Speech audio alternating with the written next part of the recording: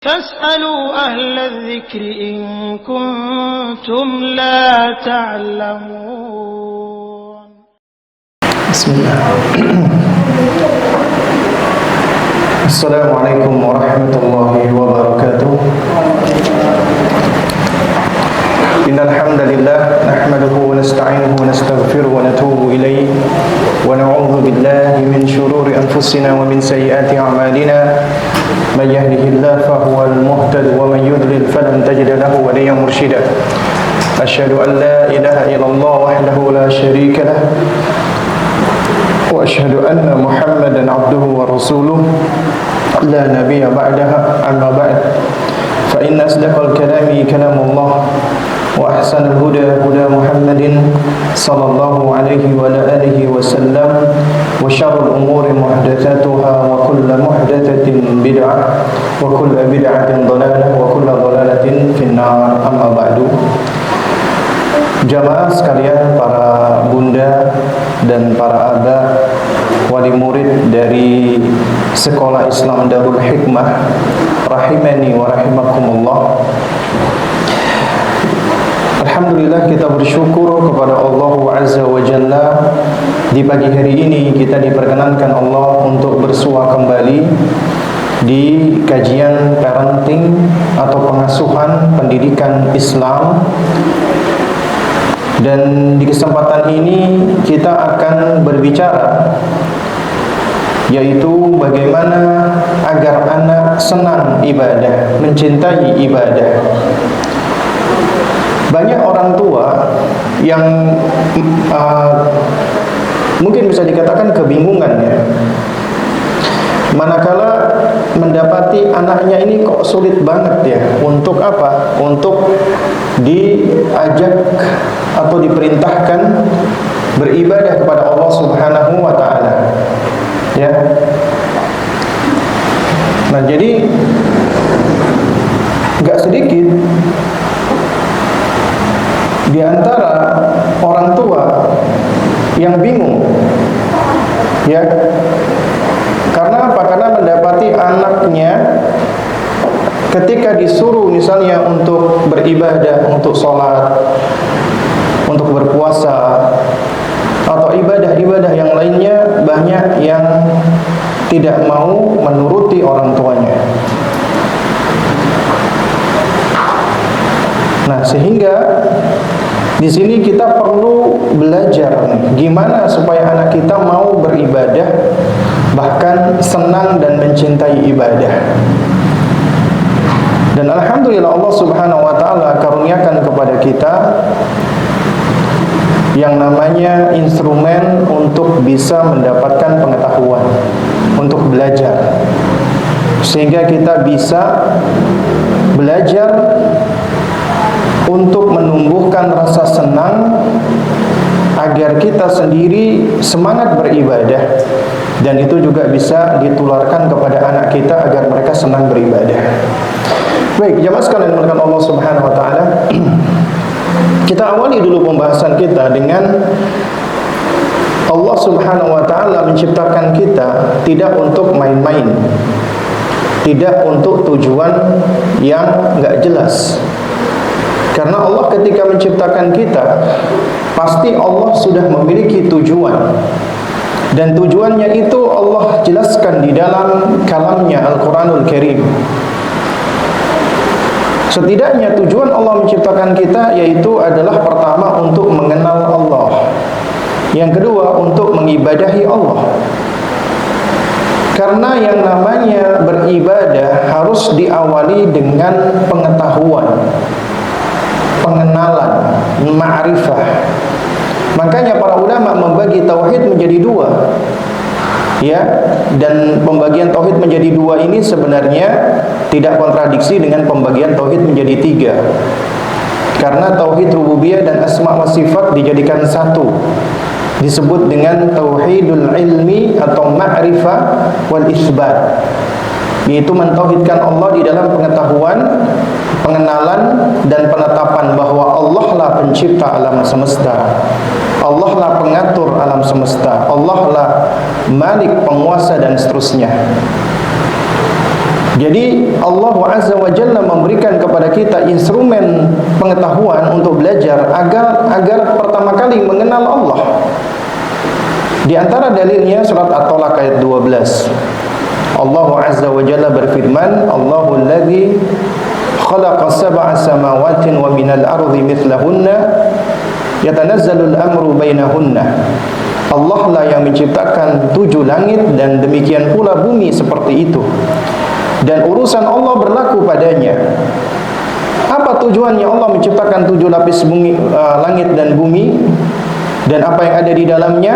Lita'lamu, agar kalian mengetahui, agar kalian mengilmui annallaha ala kulli syai'in qadir, bahwasanya Allah lah yang maha berkuasa atas segala sesuatu. Wa annallaha qad ahata bi kulli syai'in ilma, dan sesungguhnya ilmu Allah benar-benar meliputi segala sesuatunya. Jadi di ayat ini Allah menerangkan Allah ciptakan langit bumi dalam 7 lapisan dan semua apa yang ada di dalamnya agar kita mengenal Allah. Allah lah yang berkuasa atas segala sesuatu. Ini menetapkan tauhidul isbat wal ma'rifah, ya, atau tauhidul ilmi. Mentauhidkan Allah di dalam pengetahuan. Allah lah yang menciptakan alam semesta. Nah, kemudian baru kita bicara karena Allah menciptakan kita, kita kenal ini Allah yang menciptakan kita, dan satu-satunya sang pencipta itu hanya satu, yaitu Allah. Maka tentunya ada tujuan ya berikutnya setelah kita mengenalnya, yaitu hanya mengabdi beribadah kepadanya. Ya, sebagaimana Allah sebutkan dalam surat Adz-Dzariyat, "Wa ma khalaqtul jinna wal insa illa liya'budun." Tidaklah aku ciptakan jin dan manusia kecuali untuk beribadah, mengabdi, menyembah kepadaku. Abdullah bin Abbas radhiyallahu ta'ala anhuma menafsirkan ya illa liya'buduni ay liyuwahhidun. Ya, yaitu maksudnya mentauhidkan Allah. Berarti ini menunjukkan apa? Tauhidul amal, mentauhidkan Allah di dalam perbuatan. Disebut juga dengan apa? Tauhidut talab wal qasdi, mentauhidkan Allah di dalam tujuan, di dalam maksud. Artinya semua apa yang dikerjakan oleh hamba, tujuannya, maksudnya hanyalah untuk Allah Subhanahu wa ta'ala. Nah, dari sini ulama beristimbat ada 2 macam tauhid yang disebut dengan tauhidul ma'rifah wal isbat dan tauhidu ya at-talab wal qasdi. Ya. Kemudian jamaah sekalian muliakan Allah, maka dari sini kita paham nih bahwa tugas tertinggi kita sebagai manusia adalah untuk beribadah kepada Allah Azza wa Jalla. Itu tugas tertinggi kita. Ya, sebagai hamba Allah adalah untuk beribadah. Kemudian apa itu ibadah? Ya, kita akan singgung sedikit. Karena kita bicara tentang ibadah, yaitu bagaimana menjadikan anak senang dengan ibadah, maka kita harus ngerti tentang apa maksud ibadah. Ibadah secara bahasa itu diantara maknanya adalah al-khudu', merendahkan diri, wal inqiyad, tunduk patuh, dan tazallul, yaitu menghinakan diri. Jadi apabila seseorang yang merendahkan dirinya, menundukkan dirinya dan menghinakan dirinya, berarti dia sedang beribadah, dia sedang mengabdi. Ya. Karenanya tidak boleh seseorang merendahkan dan tunduk patuh serta menghinakan diri secara mutlak atau absolut kecuali hanya kepada penciptanya, yaitu Allah Subhanahu wa ta'ala.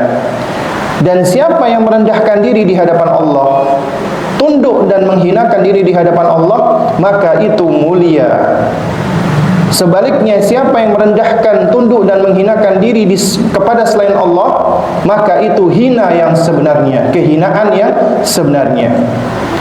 Nah, oleh karenanya yang namanya abid, hamba, itu harus menghambakan diri dengan kerendahan, kepatuhan dan kehinaan kepada al-ma'bud, yaitu yang disembah, Allahu Rabbul Alamin. Adapun makna ibadah secara istilah syar'i, banyak sekali terminologi yang digunakan oleh para ulama. Di antara yang cukup baik, yang maksudnya yang komprehensif, lengkap, itu adalah definisi menurut Syekhul Islam Ibnu Taimiyah rahimahullahu taala, di mana beliau mengatakan yang namanya ibadah adalah ismun jami'un likulli ma yuhibbuhullahu wa yarda minal aqwali wal a'mali al-batinah wal zahirah. Sebuah sebutan atau nama yang komprehensif, yang mencakup semua apa yang Allah cintai dan apa yang Allah ridhoi, baik itu ucapan dan perbuatan, baik itu zahir atau batin. Coba jamaah perhatikan tentang definisi yang diterangkan oleh Ibnu Taimiyah. Jadi kata Ibnu Taimiyah, ibadah itu ucapan atau perbuatan. Ucapan itu ada yang zahir, ada yang batin. Ada seseorang itu mengucap tanpa kedengaran, di antaranya niatnya dia, sesuatu yang terbetik di dalam hatinya, ya, atau yang zahir, yang dia sampaikan, yang dia utarakan bisa didengar. Demikian pula perbuatan, ada yang zahir, ada yang batin. Contoh misalnya perbuatan batin kayak misalnya ya cinta, takut, tawakal dan semisalnya. Yang zahir ya itu sesuatu yang kelihatan dari amalnya.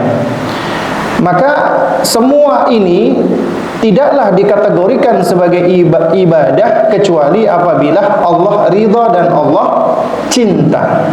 Ya. Nah, coba kita lihat di slide berikutnya. Berarti ucapan, perbuatan, zahir, batin, ya, yang Allah ridhoi dan Allah cintai, maka apabila Allah ridha dan Allah cinta, itulah ibadah. Apabila Allah tidak ridha dan Allah tidak cinta, maka bukan ibadah. Berarti kuncinya amal tersebut, ucapan tersebut, perbuatan tersebut harus Allah ridhoi dan Allah cintai. Maka dengan demikian akan menjadi ibadah. Dan ini hanya bisa kita lakukan selama kita di dunia. Karena dunia itu negeri ujian, darul imtihan, darul ibtila, ya, dan negeri untuk beramal. Nah, oleh karena itu jamaah sekalian, ya, coba ini, menurut ibu-ibu ya,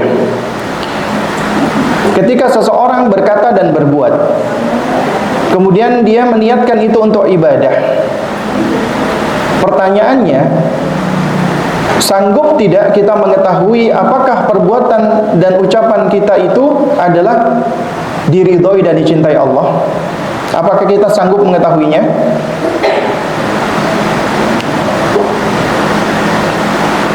Gimana menurut ibu-ibu? Kita bisa tahu nggak sih yang kita lakukan itu Allah ridhoi atau Allah cintai? Hah? Bisa nggak kita mengetahuinya? Apakah kita bisa mengetahui apa yang ada di sisi Allah? Asalnya kita tidak bisa mengetahuinya. Kita nggak tahu, kecuali apabila Allah memberitahukannya. Karenanya kita nggak bisa mengetahui Allah ridho atau cinta kecuali apa yang Allah jelaskan sendiri. Karenanya Allah turunkan Al-Quran dan Allah terangkan di dalamnya diantaranya apa yang Allah ridhoi dan apa yang Allah cintai. Nah, sehingga seseorang apabila dia hendak beribadah, maka hendaknya dia mencari ridhonya dan cintanya Allah. Itulah ikhlas. Ya, itu di slide berikutnya. Maka akan menjadi syarat ibadah. Ya, yaitu apabila dia mengharapkan ridho dan cintanya Allah. Ikhlas dan memurnikan ibadah hanya untuk Allah, dan itu konsekuensi dari syahadat la ilaha illallah. Kemudian yang kedua, kita nggak bisa tahu apa yang Allah ridhoi dan apa yang Allah cintai kecuali melalui perantaraan manusia yang Allah pilih, yang Allah utus. Manusia yang paling Allah ridhoi dan Allah cintai. Manusia yang paling tahu apa yang Allah ridhoi dan Allah cintai. Manusia yang paling dekat dengan Allah Subhanahu wa taala. Siapakah itu? Tidak lain dan tidak bukan adalah baginda Nabi yang mulia Muhammad bin Abdullah sallallahu alaihi wa ala alihi wasallam.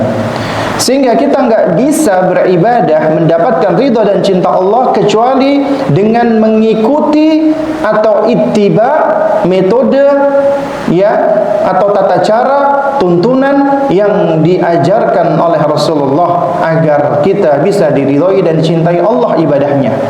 Makanya syarat kedua harus apa? Mutaba'ah, meneladani Rasulullah sallallahu alaihi wasallam. Inilah konsekuensi dari syahadat Muhammad Rasulullah sallallahu alaihi wasallam.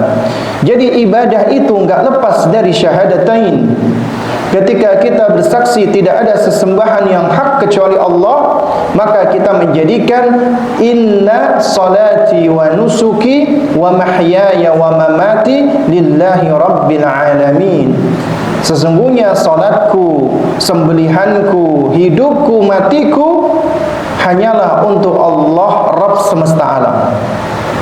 Berarti semuanya aku lakukan untuk Allah. Itulah ikhlas, memurnikan semua amal kita untuk Allah. Siapa yang beribadah tidak mengharapkan balasan dari Allah, atau siapa yang beribadah tidak karena Allah, maka percuma ibadahnya. Tapi ikhlas saja tidak menyebabkan ibadah diterima. Kenapa? Karena ibadah itu harus benar agar mendapatkan ridha dan cintanya Allah. Bagaimana supaya benar? Tidak ada cara bagi kita untuk bisa menjadikan ibadah kita benar kecuali mengikuti Rasulullah SAW. Karena Nabi yang paling tahu tentang bagaimana ibadah yang benar. Karenanya para ulama menerangkan al-aslu fil ibadah al-mamnu atau at-tauqif. Hukum asal ibadah itu adalah abstain, berhenti, tidak dikerjakan. Contoh misalnya Allah memerintahkan untuk apa? Salat misalnya. Aqimus salat, tegakkan salat. Maka kita enggak boleh salat sampai kita tahu ilmunya bagaimana tata cara salat yang benar. Dengan kata lain, enggak boleh kita ngarang-ngarang salat. Tegakkan salat kemudian kita salat dengan tata cara sendiri. Maka percuma salat kita tidak akan diterima.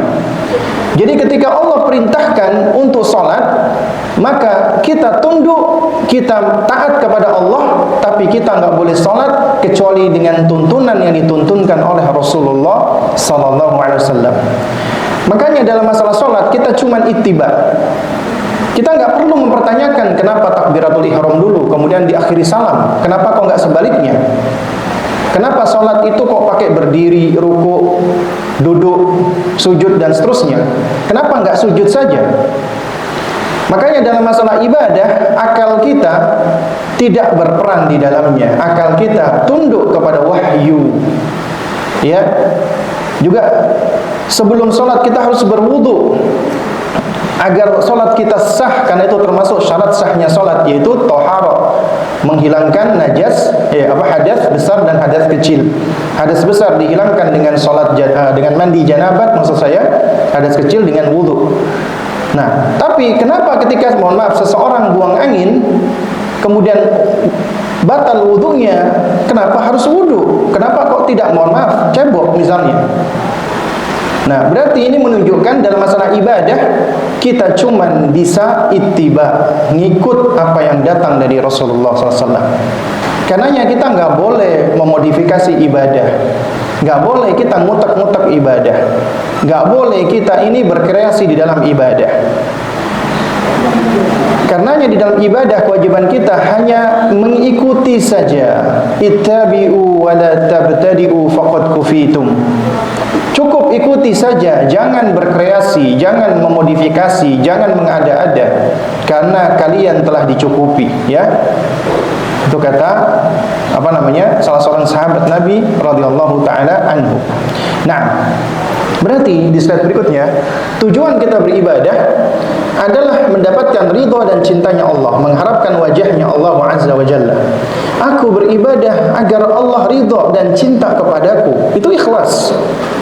Ya, agar Allah meridhai, mencintai aku, menyayangi aku. Jadi siapa yang beribadah tujuannya untuk mendapatkan apa yang ada di sisi Allah berupa ridhonya, cintanya, maghfirahnya, rahmatnya dan seterusnya, maka itu tujuan yang benar. Kemudian juga ketika kita beribadah, hendaknya kita mengharap untuk mendapatkan pahala atau balasan dari Allah, mendapatkan surganya Allah. Ya, agar Allah memberikan kepada kita kenikmatan yang abadi, yaitu surga. Ini ikhlas.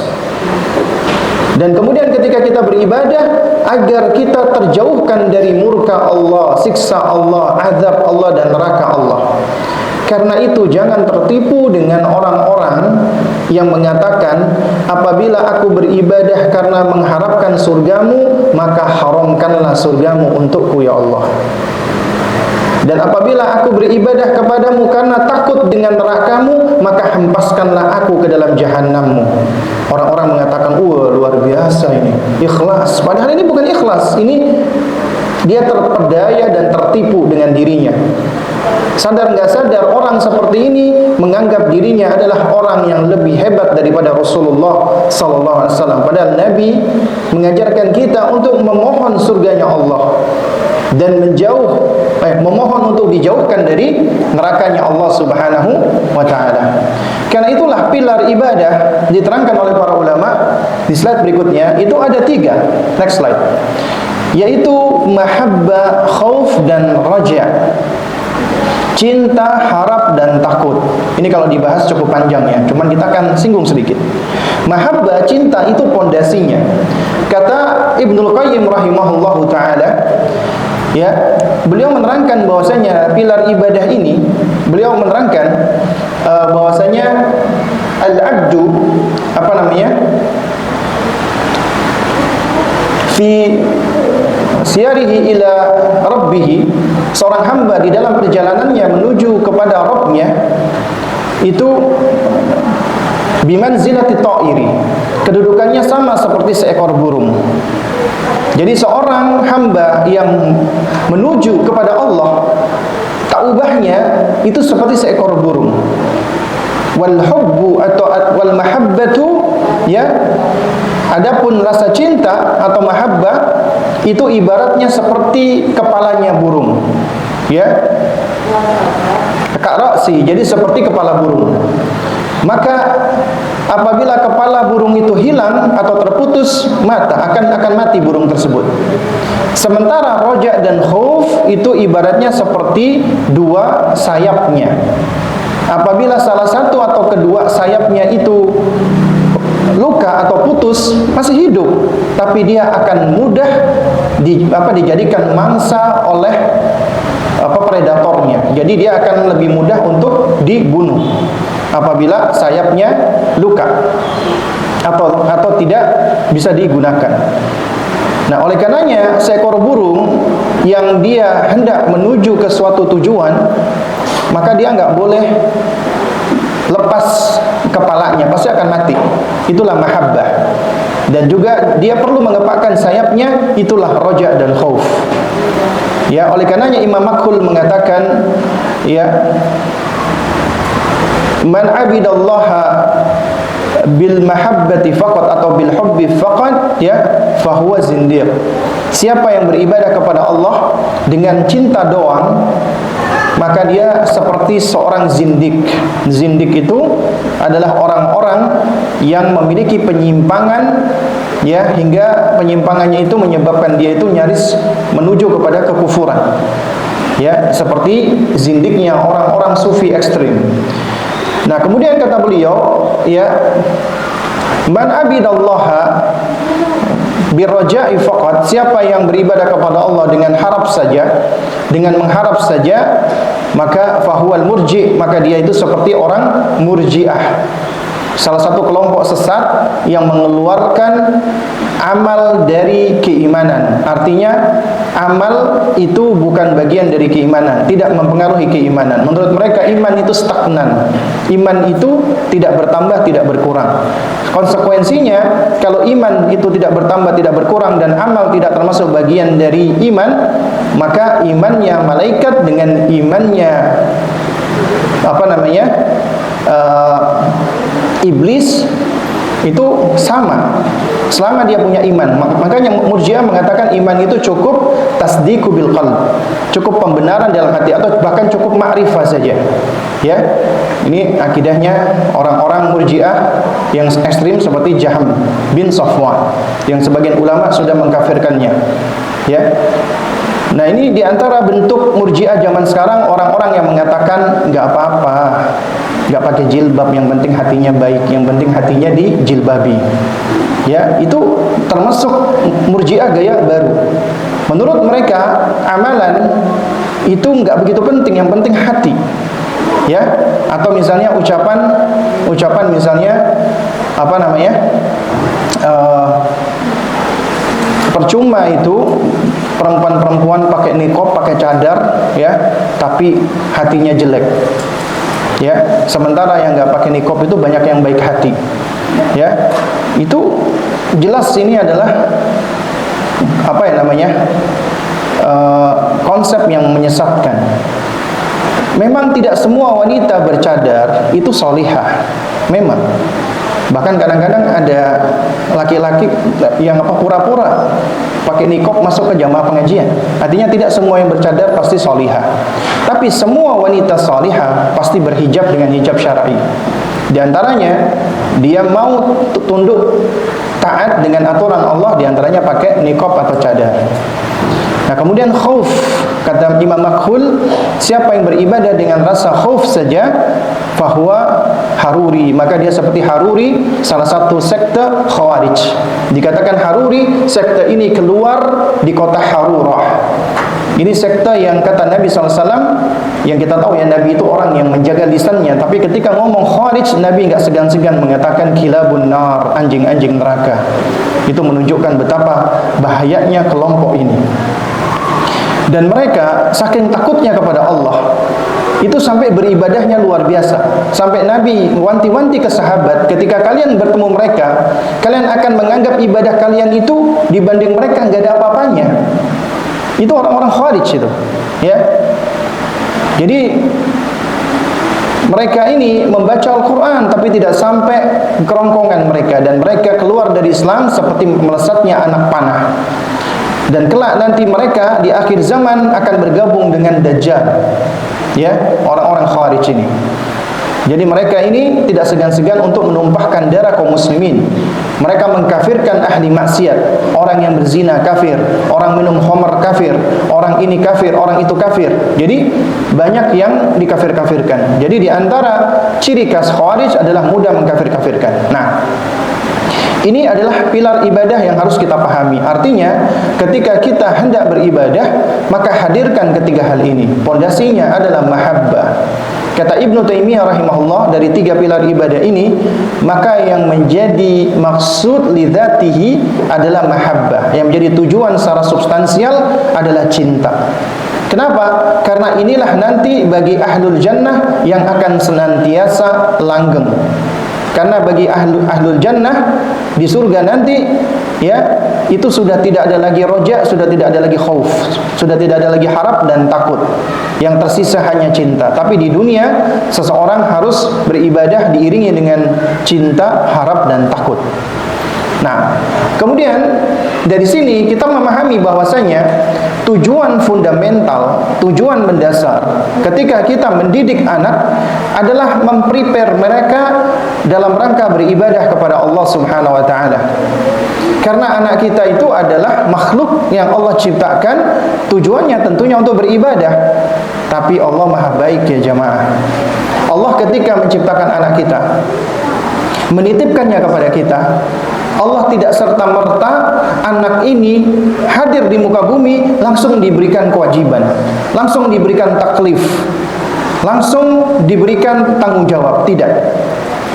Tapi oleh Allah dibiarkan anak ini bertumbuh dan berkembang, dan itu diserahkan kepada orang tuanya sampai anak ini ready, sampai anak ini siap untuk mengemban tujuannya mereka diciptakan Allah Azza wa Jalla, yaitu untuk beribadah kepada Allah Subhanahu wa taala. Kapan mereka itu dikatakan siap? Ketika mereka sudah mencapai kondisi balik atau dewasa. Berarti tugas kita adalah menghantarkan anak sampai ke tahap dewasanya agar mereka mampu untuk berdiri sendiri, mampu untuk mandiri, dan mereka menjadi hamba Allah seutuhnya. Berarti tugas kita memprepare mereka untuk menjadi hamba Allah. Itu tujuan fundamental di dalam pendidikan Islam, pengasuhan Islam atau Islamic parenting, yaitu untuk mempersiapkan mereka menjadi Abdullah, menjadi hamba Allahu Azza wa Jalla, ya. Dan karena itulah, ya, manusia itu harus dibangun dari semenjak asalnya dengan tauhid. Karena substansi daripada ibadah itu pondasinya tauhid. Bahkan kalamullah Al-Quranul Karim semua isinya tentang tauhid, semuanya tauhid. Al-Quranul Karim, ya. Di antaranya adalah tauhidul ilmi al-khabari atau tauhidul ma'rifah wal itsbat, sebagaimana yang kita sampaikan tadi di awal, yaitu tauhid rububiyah dan asma wa sifat. Al-Quran itu berisi tentang nama-nama Allah, penjelasan tentang nama-nama Allah, sifat-sifat Allah, perbuatan-perbuatan Allah Azza wa Jalla. Ya, tidaklah ada satu surat di dalam Al-Quran melainkan pasti di dalamnya mengandung hal ini. Ada tauhidul ilmi al-khabari atau tauhidul ma'rifah wal itsbat. Pasti menyebut nama Allah, sifat-sifat Allah dan perbuatan Allah. Kemudian yang kedua, di dalam Al-Quran juga mengandung tauhidul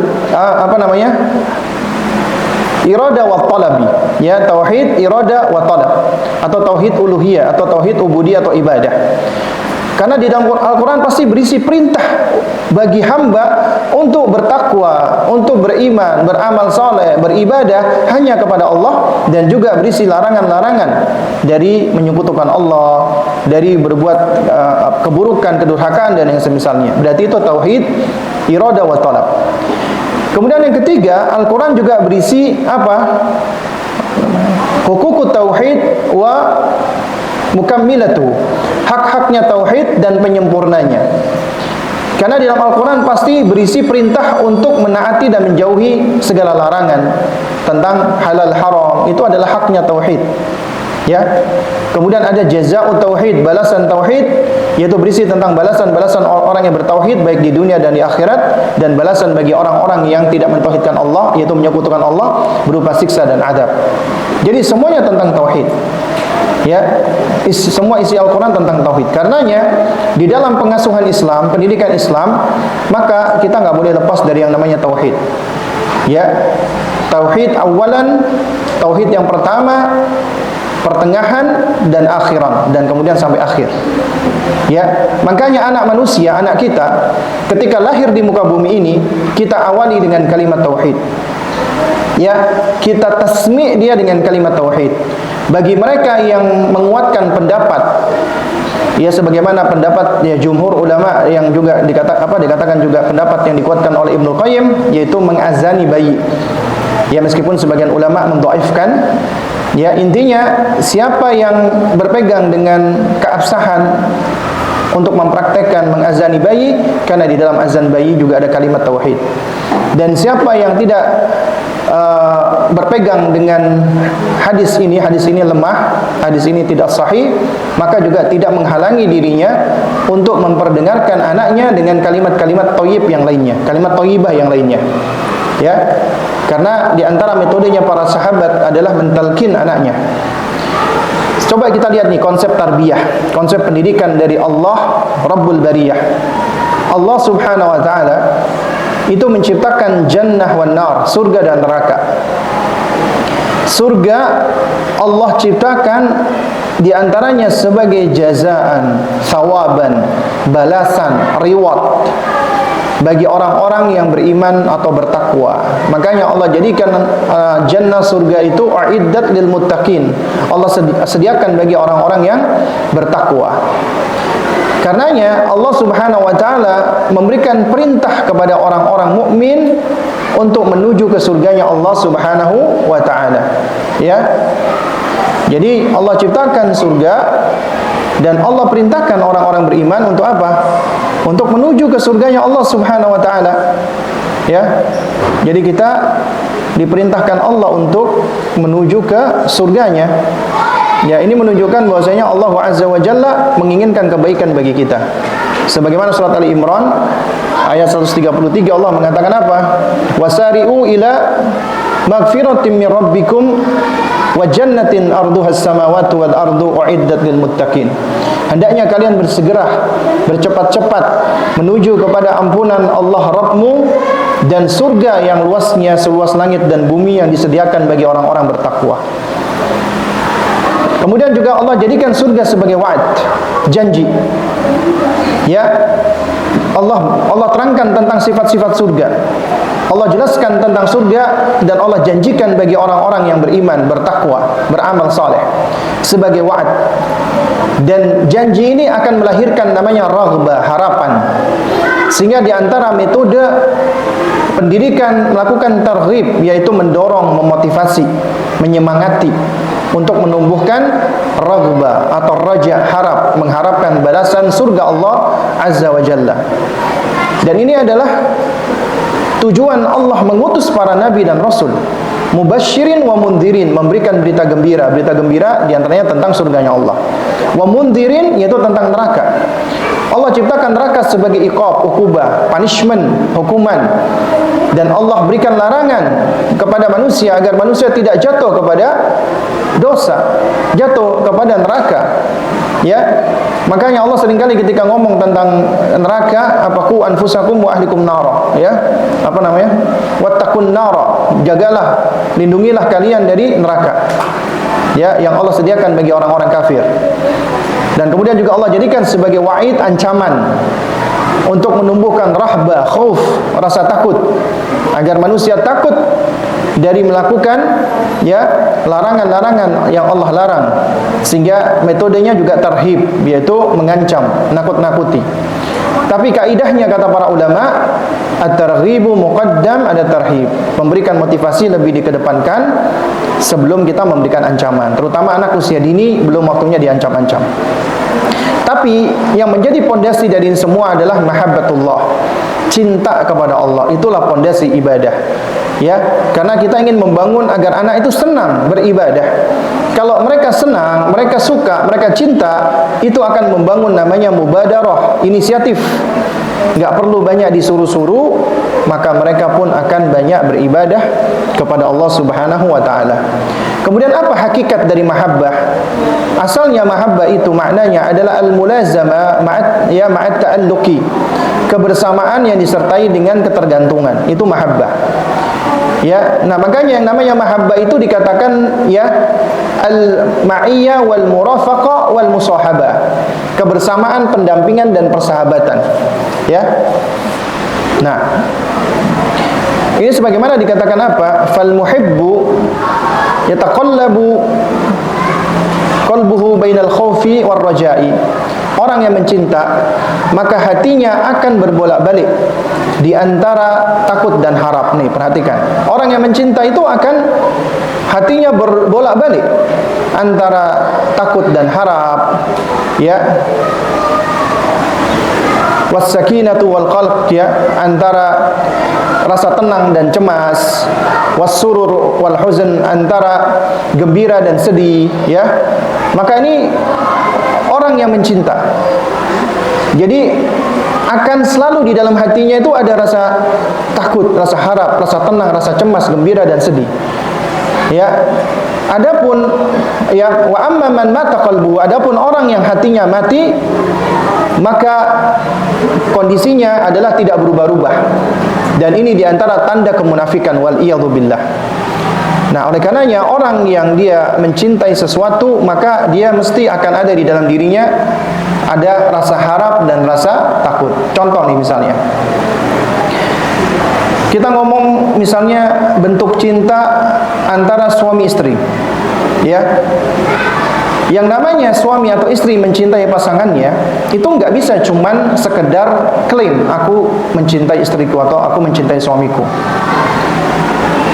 Itu mudah ya kalau cuman sekedar mengklaim, ya. Sebagaimana dikatakan di dalam sebuah syair, apa namanya? Kullun yadda'i waslan bi Laila. Semua ngaku-ngaku punya hubungan dengan Laila. Wa apa namanya? Laila la tuqiru lahum bidzaka. Akan tetapi Laila tidak mengakui pengaku-ngakuan itu. Artinya semua boleh ngaku-ngaku mencintai. Ya. Tapi yang penting buktinya. Di antara bukti itu adalah seseorang ketika mencintai, dia pasti akan memiliki rasa harap dan rasa khawatir. Rasa harap, mengharapkan agar yang dicinta membalas cintanya, menyenangi dirinya, menyayangi dirinya, mencintai balik dirinya. Itu mesti, ya. Jadi dia mengharapkan yang dicinta itu mencintai kembali dirinya. Dan dia khawatir, dia takut apabila yang dicintai marah, murka, sebel, kesel, nggak suka, benci dan seterusnya. Itu adalah konsekuensi dari cinta yang sebenarnya. Ya, maka tentunya apabila dengan makhluk saja ini harus ada, maka tentunya dengan Allah, ya, rasa cinta itu adalah tentunya haruslah rasa cinta yang lebih utama dan lebih murni lagi. Artinya seseorang harus ketika mencintai Allah mengharap agar Allah mencintai dirinya, mengharap agar Allah menyayangi dirinya, mengharap agar Allah membalas dirinya dengan surganya, mengharap agar Allah Subhanahu wa taala memberikan dirinya kebaikan-kebaikan. Itu cinta. Dan dia takut apabila Allah murka, Allah marah, ya, Allah menyiksanya, Allah mengadabnya. Harus takut kita. Lebih daripada ketakutan dengan apapun. Ya. Nah, oleh karenanya mahabbatullah itu memiliki urgensi. Yang pertama tentunya dia bagian dari ibadah, ibadah hati, ibadah yang paling mulia. Puncaknya ibadah itu ada pada mahabbatullah, cinta kepada Allah. Karena ini yang akan menjadi pondasi semua ibadah. Ya, motor semua ibadah. Mahabbatullah adalah motor penggerak badan untuk menjalankan syariat Allah. Makanya ibu-ibu sekalian dan bapak-bapak, yang namanya mahabbatullah itu ibaratnya yang menjadi motor penggerak. Kendaraan tidak akan bisa bergerak kecuali ada mesinnya, injinnya, motornya. Dan itu adalah mahabbah. Apabila mahabbah itu lemah, maka motor penggeraknya juga lemah. Apabila tidak ada, maka dia akan berhenti, mogok, gak bisa bergerak. Karenanya kita lihat anak-anak kita, apabila dia tidak semangat di dalam ibadah, berarti itu indikasi mahabbahnya kurang. Lalu bagaimana caranya? Yang harus kita perhatikan, mahabbatullah itu berangkat dari yang namanya ma'rifatullah, mengenal Allah. Semakin mengenal Allah, seseorang semakin mencintai Allah. Makanya dikatakan ya oleh Ibnu Qayyim rahimahullahu taala, man arafa rabbahu ahabbahu wa man ahabbahu ata'ahu. Siapa yang mengenal Rabbnya, maka niscaya dia akan mencintai Allah. Dan siapa yang mencintai Allah, maka niscaya dia akan menaati Allah. Ternyata ketaatan itu berangkat dari cinta, berangkat dari pengenalan. Ya, semakin mencintai semakin taat. Makanya mahabbatullah itulah yang mendorong manusia untuk mengamalkan perintah Allah dan meninggalkan larangan Allah. Dan inilah yang menjadi kenikmatan terbesar hamba yang Allah karuniakan kepada seseorang, yaitu ketika Allah berikan rasa cinta ini kepadanya. Oleh sebab itu, menanamkan mahabbatullah dalam hati anak merupakan intisari dari pengasuhan atau tarbiyah dan pendidikan Islam. Karena inilah pondasi yang paling urgent dalam rangka untuk mewujudkan tujuan manusia diciptakan, yaitu untuk beribadah kepada Allah Subhanahu wa taala. Baik, coba kita perhatikan ibu-ibu. Kata Ibnu Qayyim rahimahullahu taala, beliau mengatakan, ya, apa namanya? Laisal ajab min mamlukin yatadhallalu lillahi wa yata'abbadu lahu. Ya, tidaklah mengherankan, tidak menakjubkan apabila seorang hamba dia menghinakan dirinya dan beribadah kepada Allah Subhanahu wa taala, dan dia tidak bosan-bosan min khidmatihi, dari menghambakan, berkhidmat kepada Allah. Jadi kalau ada hamba Allah kasih dia usia 1 juta tahun misalnya, selama 1 juta tahun itu dia menghambakan dirinya, melayani, kemudian dia beribadah dan seterusnya selama 1 juta tahun, maka ini tidak mengherankan. Kadang-kadang kita lihat, ada orang Masya Allah ya, ibadahnya luar biasa. Itu kata Ibnu Qayyim, itu suatu hal yang biasa. Kenapa? Karena kata beliau, ya, ma'ahajatihi wa faqrihi ilaihi, sebab dia memang butuh dan fakir kepada Allah. Kita memang hamba, kita butuh dan fakir, butuh kepada Allah. Kalau kita butuh dan fakir kepada Allah, kemudian kita mengabdi kepada Allah, itu suatu hal yang biasa. Ya, mungkin ilustrasinya, gambarannya, ya, ada seseorang, kemudian dia itu bekerja dengan seorang atasan. Atasannya itu adalah seorang yang sangat baik. Ya, lalu kemudian karena dia sayang dengan atasannya, maka dia selalu melayani atasannya, mengikuti atasannya, kemanapun atasannya pergi dia selalu ikuti. Selama bertahun-tahun, ya, dia terus mengabdi kepada atasan itu. Ya, nah, Jadi ketika dia mengabdi kepada atasan ini, kalau kita lihat ini karena sesama manusia, kita akan melihat dia adalah orang yang setia. Tapi kalau itu adalah Allah Rabbul Alamin, Rabb semesta alam, yang memberikan kita kehidupan, yang memberikan kita berbagai macam rezeki dan seterusnya, kemudian kita mengabdi kepadanya, maka itu bukan suatu hal yang menakjubkan. Itu biasa aja. Dan yang menakjubkan, kata Ibnu Qayyim, ya innamal ajab min malikin yatahabbabu ila mamlukihi. Yang menakjubkan adalah apabila Allah sang raja, ya sang tuan, itu tetap menunjukkan rasa cintanya kepada hambanya. Ya, dengan cara apa? Apa namanya? Bi sunufi in'amihi, yaitu dengan memberikan berbagai macam kenikmatan. Wa yatawaddadu ilaihi, dan juga menunjukkan, memperlihatkan kasih sayangnya, ya bi anwa'i ihsanihi, dengan berbagai macam bentuk kebaikan-kebaikan. Ma'a ghinah ya anhu, padahal Allah tidak butuh dengan mereka. Allah enggak butuh dengan kita gitu loh. Tapi Allah ternyata memberikan kita jauh lebih banyak daripada apa yang kita berikan untuk Allah. Yang Allah berikan kepada kita jauh lebih banyak daripada apa yang bisa kita berikan kepada Allah. Apalagi Allah Maha Kaya, Allah enggak butuh dengan apapun yang ada di sisi kita. Ya, tapi Allah Maha Baik, Allah berikan kita berbagai macam ya kebaikan-kebaikan tersebut.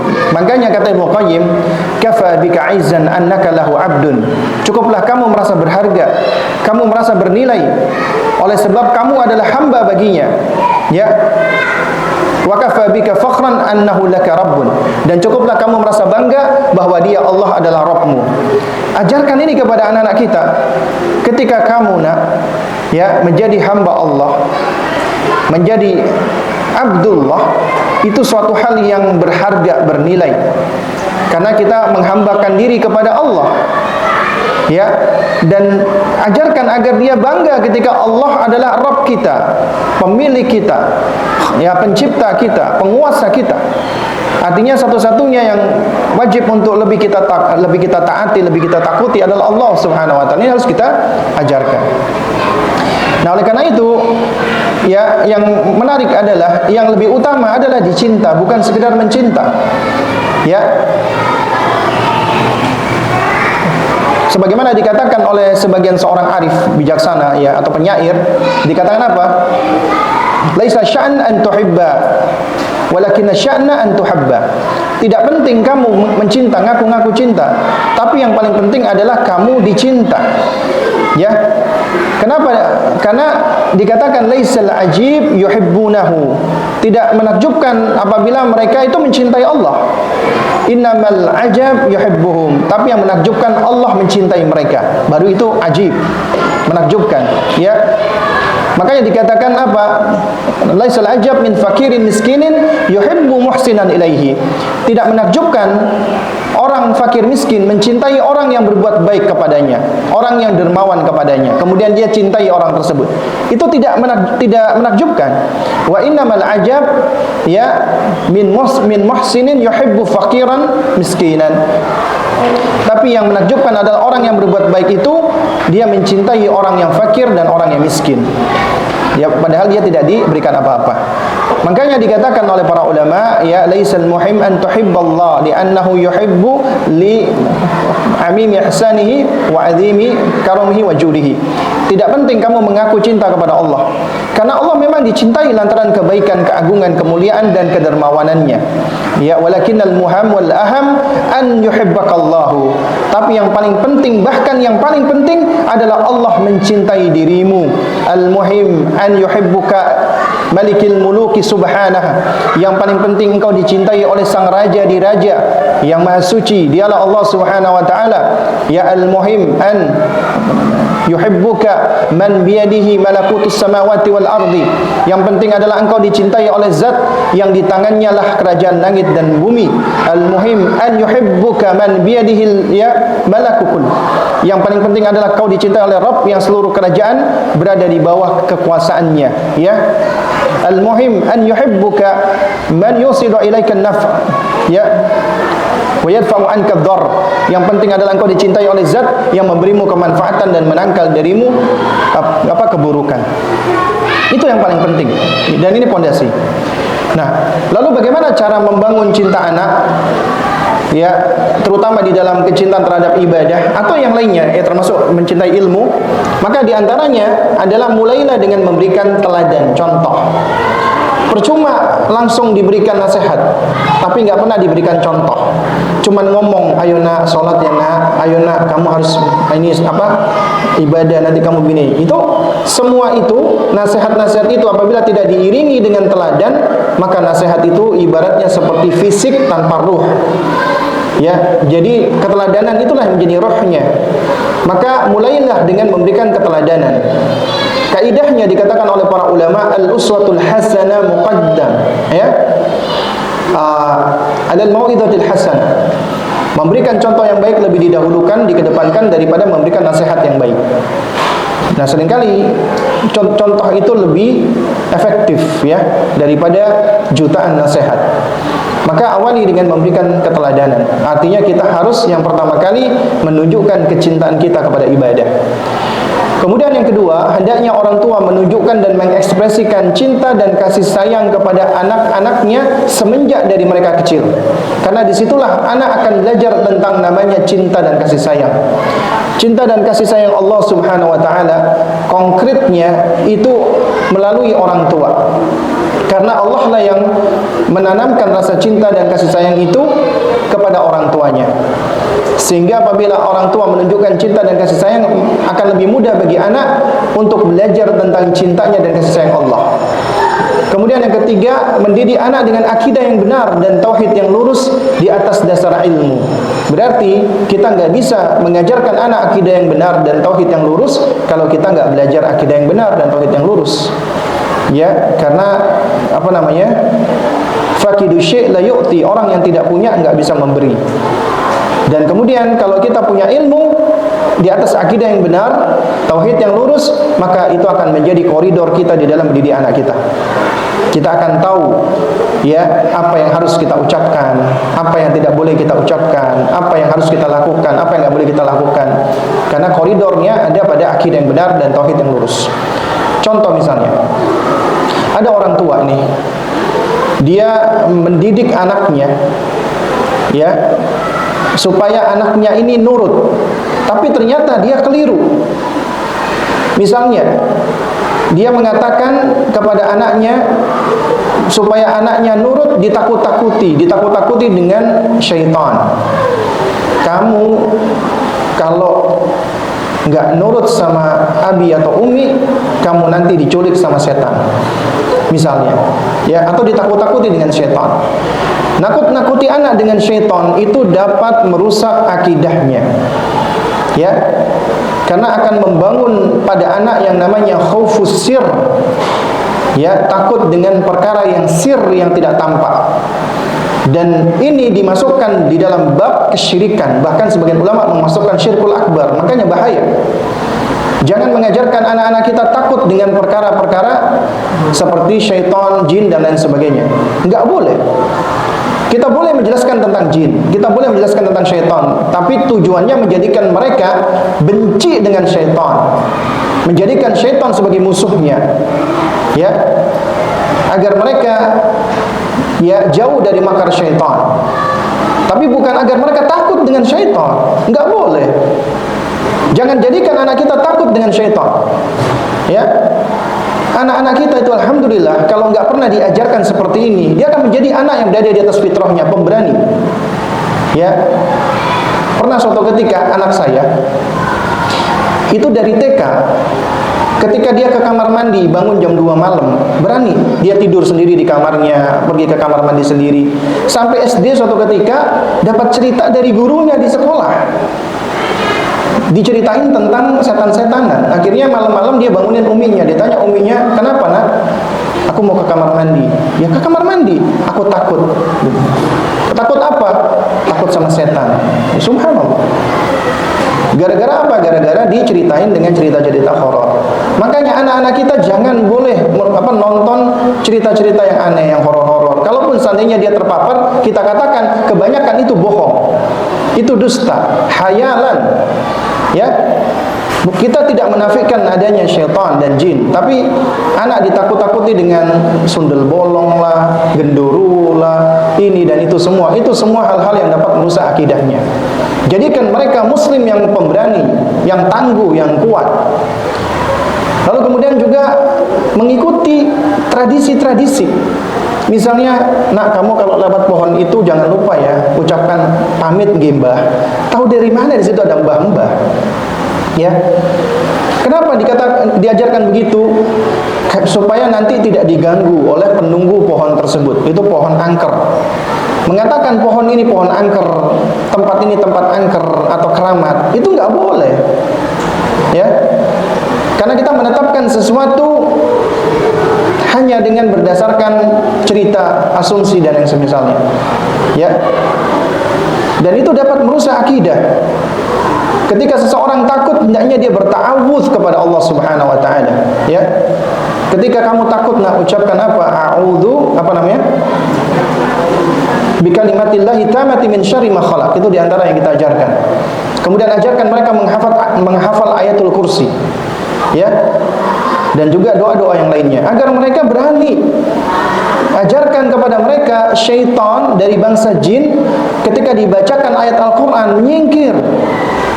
Tapi ternyata kenyataannya anak yang takut, nak kamu bacain aja ayat kursi, ya. Tapi dia tetap takut. Berarti apa? Keyakinan dia dengan Allah kalah dengan ketakutannya. Ini jadi masalah, ya.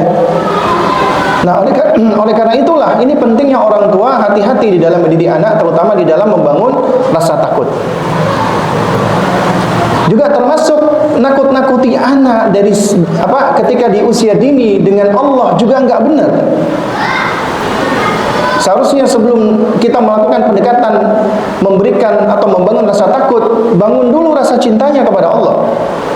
Karena ketakutan yang dibangun sebelum mahabbah menyebabkan orang itu menjauh dari objek yang dijadikan sebagai ketakutan. Alih-alih anak dekat sama Allah, malah dia menjauh. Kenapa? Allah serem, Allah menakutkan. Karena dijadikan sebagai orang tuanya sarana untuk nakut-nakuti. Ayo kamu kalau nggak nurut sama Abi, kamu dimasukkan neraka sama Allah. Nerakanya Allah itu pergi jahanam di sana. Ditakut-takuti. Ya, anak masih kecil. Enggak boleh. Ya. Bahkan orang tua yang mengatakan seperti ini bisa jatuh kepada dusta. Bohong. Kenapa? Karena anak ini usia baro'ah, usia mereka terlepas dari dosa. Ketika dia melakukan dosa, gak berdosa dia. Ketika dia meninggal dunia, insya Allah ma'fu, ma'zur, diampuni Allah. Masih kecil, kecuali kalau udah gede. Makanya nakut-nakuti anak di usia dini dengan azab Allah, siksa Allah, dengan ini dan itu seringkali malah jatuh kepada dosa, jatuh kepada dusta. Ada orang tua misalnya ngomong ke anaknya, ya, kamu kalau enggak nurut sama Abi, kamu dosa masuk neraka. Kamu kalau enggak sholat, dosa masuk neraka. Padahal anak itu meninggalkan sholat sebelum usia balik, masih terangkat pena darinya. Ya, bukan artinya kita nggak boleh mengajarkan konsep dosa, boleh. Tapi mengatakan dia berdosa sementara kenyataannya dia belum dosa, itu nggak benar. Seharusnya yang lebih kita tekankan adalah mahabbah, Allah maha baik. Bangun persepsi positif anak tentang Allah. Allah itu maha baik. Ya, Allah itu sayang sama kita. Allah berikan kita berbagai macam kebaikan-kebaikan. Itu yang pertama kali harus kita bangun. Makanya poin yang keempat, bersamai anak dengan pijakan selalu menautkan segalanya dengan penciptanya di dalam semua aktivitasnya. Tautkan dengan Allah, tautkan lisannya dengan Allah, tautkan pendengarannya dengan Allah, terutama hatinya, termasuk akalnya. Gimana contohnya? Contohnya misal, kita punya anak masih bayi. Yang dominan pertama kali dari indranya adalah apa? Adalah pendengarannya. maka tautkan hatinya dan pendengarannya dengan Allah, memperbanyak kalimat thayyibah. Kita perdengarkan Al-Quran, kita memperdengarkan zikrullah, kita memperdengarkan kalimat-kalimat thayyibah yang lainnya, termasuk doanya seorang ibu misalnya sambil menyusui, dia mengatakan, "Nak, ya, mudah-mudahan kamu menjadi anak yang saleh, mudah-mudahan kamu menjadi mujahid di jalan Allah," ya. Dan boleh seorang ibu dia mendoakan anaknya, mengucapkan kalimat-kalimat baik di hadapan anaknya, meskipun anaknya belum ngerti, itu bermanfaat, akan memberikan kalimat-kalimat positif, karena ton dari kalimat positif itu sesuatu yang bisa dirasakan. Ya, sebaliknya ketika orang tua juga banyak ngomong yang gak baik, bicara-bicara jelek, misalnya lagi nyusui sambil nelpon temennya, gibah, meskipun anak gak ngerti, itu juga bisa mempengaruhi sang anak. Ya. Nah, oleh karenanya kita biasakan untuk menautkan mereka semenjak kecil dengan Allah Azza wa Jalla, dengan Allah Subhanahu wa Ta'ala. Kemudian menautkan matanya, penglihatannya dengan Allah. Misalnya, ya, kita kenalkan mereka kepada Allah itu melalui dirinya, melalui ciptaan Allah. Ciptaan Allah yang paling dekat, ya. Jadi ciptaan Allah yang paling dekat dengan hamba itu adalah dirinya sendiri. Artinya kita ajarkan mereka mengenali dirinya. Masya Allah ya nak, Allah berikan kamu tangan. Kemudian kita menstimulasi, misalnya belajar berhitung. Oh, jari kamu berapa? 1, 2, 3, 4, 5. Belajar kognisi bilangan matematika. Kemudian kita ajarkan, oh ini namanya ibu jari, jari telunjuk. Ya. Nah, jadi kita sembari menstimulasi kognisi anak. Kemudian kita katakan, Allah yang menciptakan tangan kita yang begitu sempurnanya. Dengan tangan kita bisa melakukan kebaikan. Kita ajarkan, ya, bahwasanya rukun dari syukur adalah mempergunakan nikmat tersebut untuk ketaatan. Ini nikmat kita gunakan untuk ketaatan. Makanya orang tua yang cerdas dan bijak, ketika anaknya misalnya lempar-lempar barang, mukul orang lain, dia enggak mengatakan, kamu ngapain kamu suka mukul-mukul gitu. Enggak boleh, misalnya seperti itu kan. Itu memang cara yang lumrah digunakan. Tapi seorang ibu yang bijak dan cerdas, ketika anaknya melakukan ini, dia mengingatkan dengan cara yang sangat baik. Dia katakan, adik, tangan tidak digunakan untuk menyakiti. Maka dia akan terus belajar. Setiap kali ibunya mengatakan, oh berarti tanganku tidak digunakan untuk menyakiti. Jadi juga misalnya dia melempar-lempar barang misalnya. Kita katakan, misalnya yang dilempar bolpen. Bolpen tidak untuk dilempar ya, tapi boleh dipakai untuk menulis. Jadi dia langsung belajar banyak hal. Ketimbang dikatakan nggak boleh. Ya, bukan artinya melarang itu dilarang, boleh melarang, tapi jangan terlalu sering melarang jadi kehilangan efektivitasnya. Kemudian bersikap rahmah dan lembut kepada anak. Ya, karena dengan inilah akan lebih menawan hati anak. Karena manusia itu cenderung senang dengan kelemah lembutan. Makanya Allah Subhanahu wa Ta'ala ketika menjelaskan tentang sifat lemah lembutnya Nabi, itu dikaitkan dengan rahmatnya Allah. Ya, kata Allah Subhanahu wa Ta'ala apa? Fabima rahmatin minallahi lintalahu. Dengan sebab rahmat dari Allah lah kamu berlaku lemah lembut wahai Muhammad sallallahu alaihi wasallam. Jadi dengan rahmat Allah engkau berlaku lemah lembut wahai Muhammad. Walau kunta faddan ghalidul qalbi, kalau sekiranya kamu itu berlaku kasar, bengis, berhati jahat, berhati keras, lan faddu min haulik, niscaya mereka akan berlari menjauh darimu. Mereka menghindar darimu, enggak mau dekat-dekat dengan dirimu. Kenapa? Karena asalnya orang yang kaku, keras, buruk, jahat enggak disukai. Sebaliknya orang yang lemah lembut itu malah disenangi. Karenanya apabila orang tua itu lemah lembut, ramah, pasti akan disayang sama anaknya. Tapi kalau orang tuanya kaku, kasar, bengis, ya, yang ada anak itu kepengen mudah-mudahan misalnya yang kasar abinya, mudah-mudahan abi enggak pulang ke rumah. Ya, mudah-mudahan abi pergi enggak usah pulang-pulang. Kenapa? Karena dia enggak senang dengan keberadaan abinya. Ya, karena itu makanya harus ramah dan lemah lembut kepada anak-anak. Hindarkan memperbanyak ancaman, hindarkan nakut-nakuti, hindarkan memaksa-maksa anak, apalagi menyakiti mereka. Kemudian ajarkan semenjak dini konsep ma'rifatul dzat, self knowledge, mengenal diri.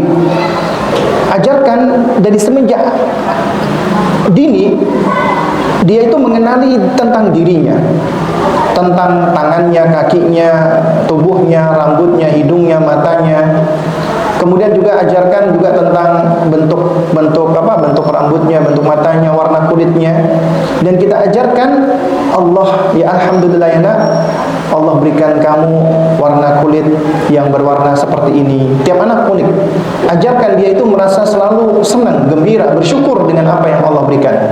Ini akan menguatkan diri anak ketika nanti dia berada di tengah teman-temannya yang mungkin suka ngebully, dia dibully dengan bullying, body shaming misalnya. Misalnya ada anak kita yang cabi, dikatakan kamu diejek-ejek gendut misalnya gitu kan. Dia akan menjadi anak yang kuat. Itu semua nggak akan mempengaruhi dirinya. Kenapa? Karena dia merasa apa yang Allah berikan untuk diriku ini adalah suatu hal yang aku syukuri gitu loh. Ya. Berarti ini diawali dari konsep self knowledge agar anak bisa menghargai dan mencintai dirinya. Perlu kita ajarkan anak itu perlu mencintai dirinya. Self love sama self respect. Loh, bukannya nanti jadi anak mencintai diri apa enggak jadi egois atau narsis. Itu enggak, itu berbeda. Egois berbeda sama mencintai diri. Narsis apalagi? Narsis itu bukan mencintai diri tapi tertipu dengan diri. Ya, seperti Fir'aun alaihi laknatullah, itu orang yang paling narsis di muka bumi ini. Itu orang yang maghrur binafsihi, yang tertipu dengan dirinya.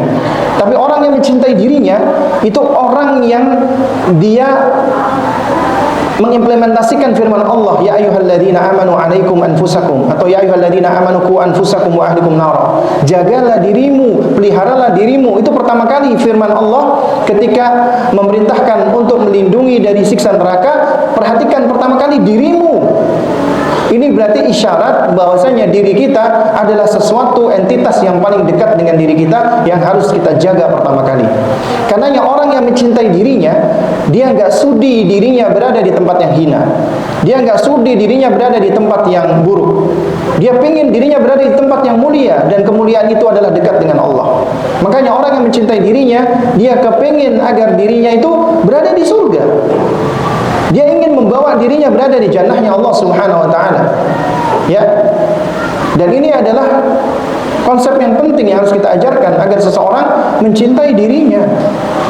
Karena orang yang bingung dengan dirinya, sampai-sampai tidak mencintai dirinya, enggak menghargai dirinya, hidupnya akan mudah dipengaruhi dengan perkataan orang lain. Ya. Akan selalu diiringi dengan depresi, kecewa dan seterusnya. Ya. Makanya dikatakan sehingga diharapkan anak tidak akan mudah dipengaruhi oleh pandangan dan ucapan orang lain kepadanya, tapi hanya melihat pandangan Allah.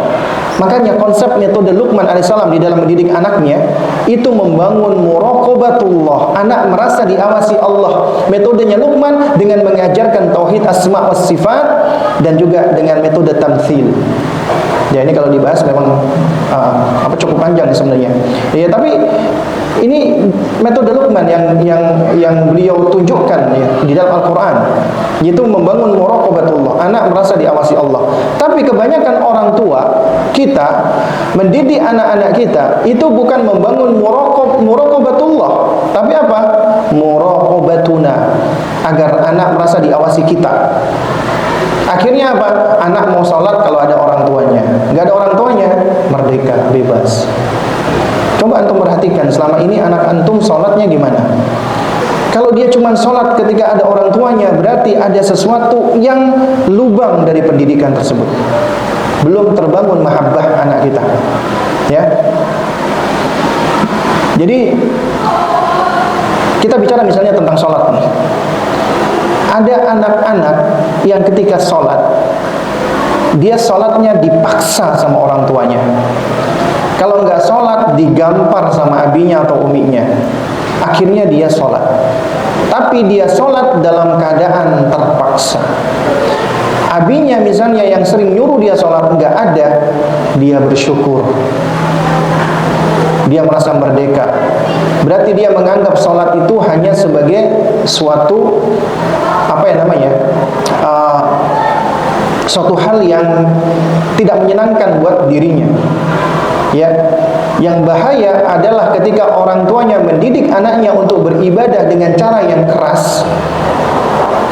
Dia bukan membenci orang tuanya, tapi membenci ibadah tersebut. Itu bisa terjadi. Gara-gara masalah sholat nih, abiku suka marah-marah, mukul-mukul aku. Memang ini sholat nih. Yang jadi masalah, yang dia permasalahkan sholat. Akhirnya dia benci dengan sholat. Itu tentunya yang kita tidak menginginkan hal ini terjadi. Ya, karenanya mendidik anak untuk ibadah jangan dengan cara keras, kasar, paksaan, tidak. Tapi dengan cara lemah lembut. Karena kita hendak membangun rasa cinta dia. Nah, kemudian ada yang kedua, anak-anak yang sholat itu karena dibiasakan. Ya, Masya Allah, Alhamdulillah, sholat dia karena kebiasaan. Orang tuanya membiasakan. Orang tuanya tidak nyuruh dia dengan kasar, mencontohkan, ayo nak sholat nak, kamu kalau nggak sholat kamu mau jadi apa di dunia ini gitu kan? Kamu sesibuk-sibuknya tetap harus sholat. Akhirnya dia sholat. Tapi anaknya ini sholat hanya sekedar sholat. Sholat hanya sekedar kebiasaan. Sholatnya si anak ini cuma untuk menggugurkan kewajiban. Jadi kalau ada anak kita alhamdulillah sholat, tapi nggak sampai 1 menit selesai sholatnya, kemudian kembali ke kamarnya main game, berarti ini sholatnya cuma sekedar sholat mungkin cuma menggerakkan tubuh, kadang-kadang tidak tumanina, tidak sah sholatnya biasanya. Ya, dia cuma sekedar sholat saja untuk menggugurkan kewajiban. Jadi ketika azan berkumandang, Masya Allah, segera ambil air wudhu, langsung sholat, nggak sampai 1 menit selesai, balik lagi dia melakukan aktivitasnya. Ya, ada anak-anak seperti ini. Jadi dia menjadikan sholat itu sebagai rutinitas dan kebiasaan dia. Tapi ternyata sholatnya itu cuman sholat zohir saja. Karena di dalam sholatnya tidak ada khusyuk, tidak ada tumanina. Dan ketika dia melakukan ini, maka biasanya orang-orang seperti ini ketika dia bertumbuh, maka sholatnya tidak akan mempengaruhi kehidupannya dia, tidak mempengaruhi karakter dia. Makanya ada orang, ini orang sholat tapi masih suka riba, ini orang sholat tapi masih suka berjudi, ini orang sholat tapi masih suka ngomong kotor, ini seorang sholatnya tidak tanha anil fasya wal munkar, tidak mencegah dari perbuatan keji dan mungkar. Kenapa? Karena sholat cuma kebiasaan doang gitu. Ya. Nah, adapun ada anak-anak ketika sholat, dia dididik sama orang tuanya. Sholat ini sesuatu bukan cuman wajib, tapi aku butuh dengan sholat. Kenapa? Karena dia dididik oleh orang tuanya mencintai Allah. Ketika masih kecil dapat dijelaskan tentang Allah. Umi, aku kepengen ketemu Allah, Umi. Kepengen anak ini ketemu Allah. Itu anak beriman. Kemudian uminya menjelaskan, nak, kita selama di dunia, kita belum bisa ketemu Allah langsung. Nanti di akhirat Allah akan sediakan ganjaran ziyadah, tambahan pahala, tambahan kenikmatan bagi ahlul jannah, penghuni neraka adalah apa? Bisa melihat wajah Allah, bisa bertemu dan melihat wajah Allah. Tapi nanti ketika sudah di surga. Selama kita di dunia, kita belum bisa bertemu dengan Allah langsung. Tapi Allah Maha Baik. Allah berikan kita hadiah yang Allah izinkan Nabi kita Muhammad SAW itu bertemu dengan Allah, di-mi'rajkan di Sidratul Muntaha langit ke-7, diberikan hadiah, yaitu apa? Sarana bagi kita untuk bisa berjumpa dengan Allah, yaitu sholat. Jadi sholat adalah cara kita untuk bisa ketemu dengan Allah di dunia. Makanya Nabi SAW mengatakan, innal abda idza shalla najallah. Sesungguhnya seorang hamba apabila dia salat, dia berbisik-bisik kepada Allah. Manusia di dalam Al-Quran itu kita lihat ya, orang-orang soleh ketika menyeru Allah itu seringkali dengan kata nada, munada, menyeru Allah. Nada itu dengan suara yang bisa didengar. Tapi munajat itu berbisik-bisik. Artinya berbisik-bisik itu lebih menunjukkan kedekatan. Ya. Kalau anak-anak kita ajarkan, apalagi dari kecil, anak ketika masih kecil itu konsepsi daya khayalnya itu luar biasa tinggi. Anda ceritakan dongeng-dongeng yang bohong, mereka percaya. Di awan itu ada kerajaan Panda, percaya mereka. Kenapa? Karena konsepsi daya khayalnya masih tinggi. Nah, makanya ini momen penting untuk mengajarkan tentang akidah. Ya, makanya Ibnu Qayyim di dalam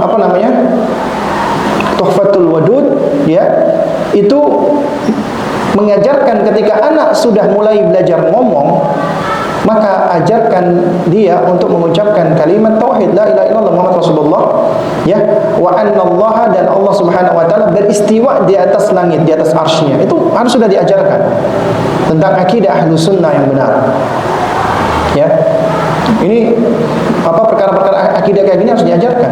Juga termasuk tentang sholat, kita ajarkan bahwasanya sholat ini sesuatu yang dibutuhkan oleh kita. Karena dengan sholat ini kita bisa mendapatkan ketenangan, kita bisa ngobrol sama Allah. Makanya kata Ibnu Qayyim, sholat itu adalah taman-tamannya ibadah.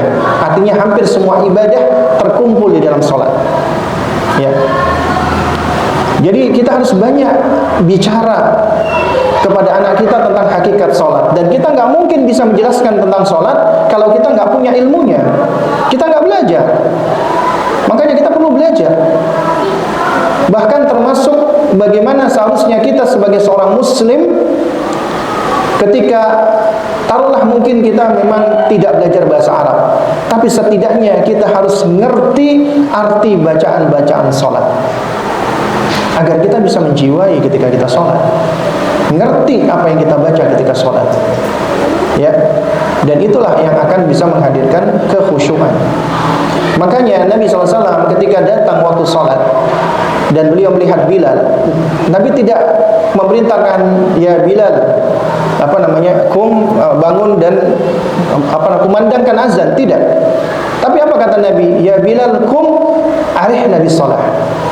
Senangkanlah kami, gembirakanlah kami dengan sholat. Kenapa? Karena dahulu sholat itu menjadi suatu hal yang membuat manusia-manusia ini menjadi senang, gembira. Ya, karenanya kita dapati misalnya di dalam beberapa kisah riwayat, ya ada sahabat yang terkena panah misalnya, ya ketika dicabut, itu adalah pada saat mereka pada saat lagi sholat, ya. Ya meskipun perlu untuk dicek lagi apa riwayatnya.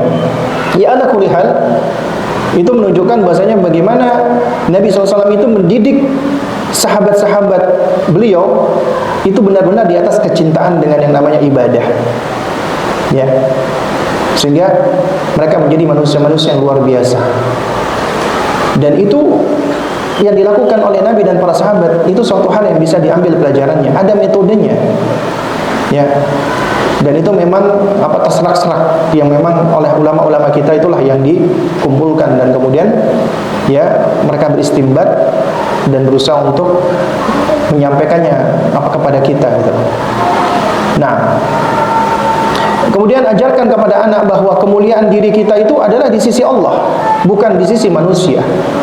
Ya, nggak ada manusia yang lebih mulia itu kecuali kita menjadikan standarnya pandangan Allah. Kita nggak boleh mengatakan ini lebih mulia daripada ini lebih baik daripada ini, nggak boleh, kecuali standarnya Allah dan Rasulnya. Ya. Kenapa demikian? Karena anak manusia itu ibarat spons, dia akan menyerap segala sesuatu yang ada di sekelilingnya. Termasuk bagaimana manusia itu seringkali judging from the cover, menilai dari kulitnya saja, dari covernya saja. Terutama menilai sesuatu dari penampilan, menilai sesuatu dari zahir. Ya. Dan ini penyakit kebanyakan manusia gitu loh. Ya.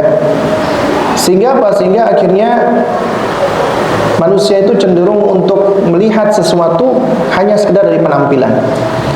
Dan ini mempengaruhi ya jamaah sekalian. Coba kita lihat ini remaja-remaja kita, terutama remaja putri, yang mereka ngefans berat dengan opa-opa Korea. Ketika ditanya, kenapa kamu ngefans sama opa-opa Korea? Karena ganteng, karena cakep. Itu opa-opa Korea itu pakai kosmetik gitu, ya, pakai bedak, pakai lipstik, apa bibir, meskipun tidak sebanyak apa yang perempuannya gitu loh, ya. Jadi mereka ngefans itu karena ngelihat zahir, ya, ngelihat karena cakepnya, karena gantengnya, karena suaranya yang bagus. Itulah kebanyakan manusia mudah sekali terpengaruh dengan hal-hal seperti ini.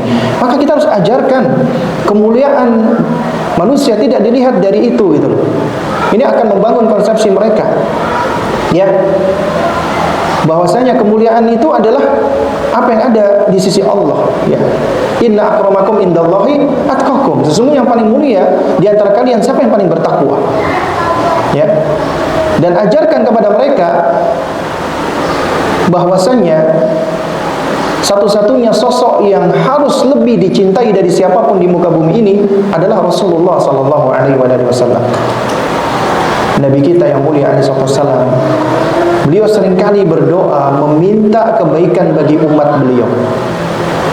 Beliau meminta kebaikan untuk umat beliau, bukan untuk beliau, tapi untuk umat beliau. Itu menunjukkan betapa Nabi begitu cintanya dengan umat beliau, dan kita alhamdulillah umat Muhammad sallallahu alaihi wasallam. Bahkan juga ketika beliau menjelang wafatnya juga disebutkan dalam sejumlah riwayat, beliau masih memikirkan tentang umatnya. Beliau memberikan nasihat, ya, sebelum Nabi wafat.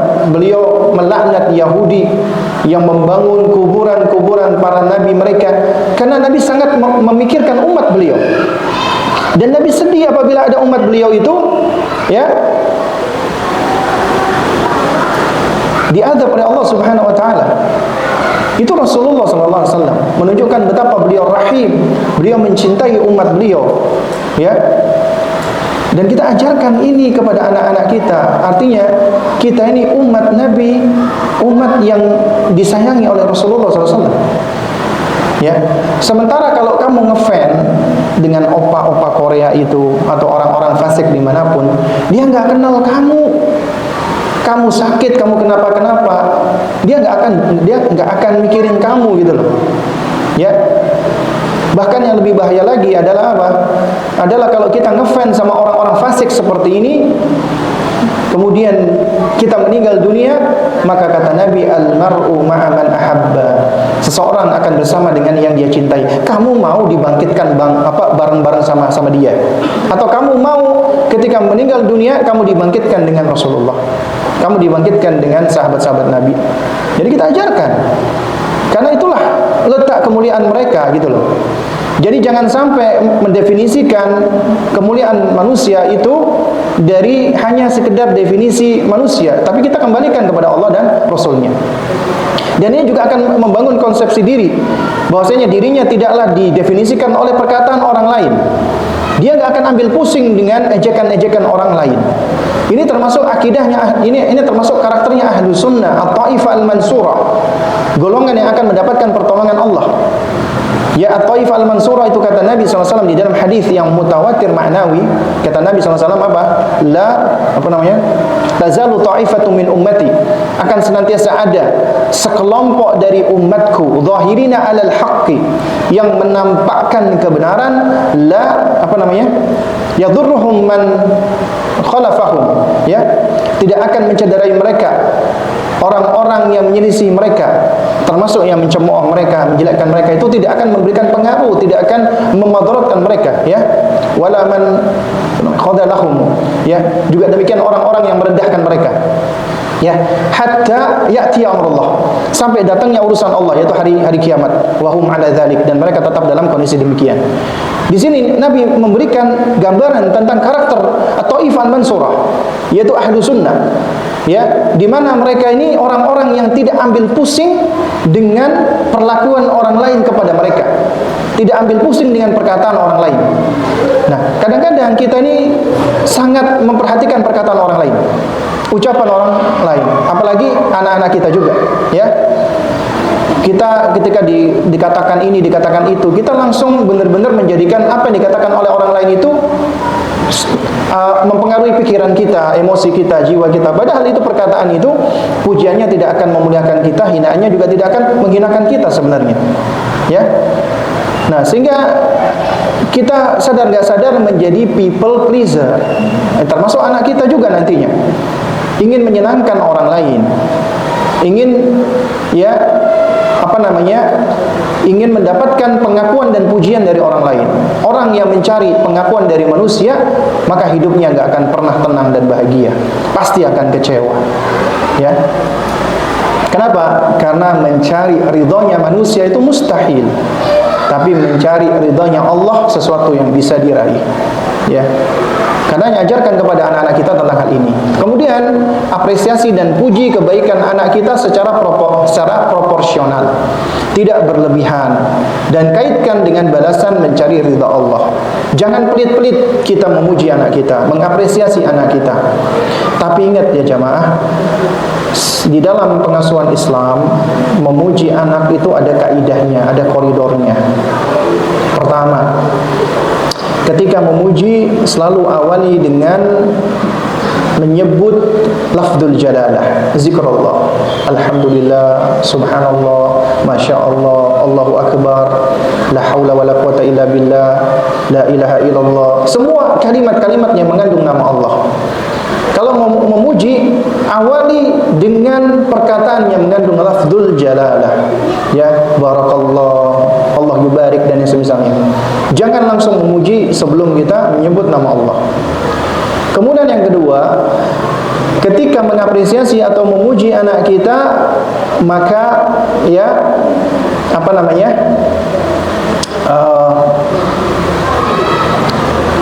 selalu kaitkan itu semua dengan pertolongan atau kemudahan Allah. Jangan langsung dikaitkan dengan kemampuan anak kita. Misalnya contoh, ya alhamdulillah ya nak, Allah berikan kamu kemudahan, Allah berikan kamu kemampuan, Allah berikan kamu kecerdasan, Allah berikan kamu ilmu sehingga kamu bisa, sehingga kamu berhasil. Itu selalu yang kita sampaikan.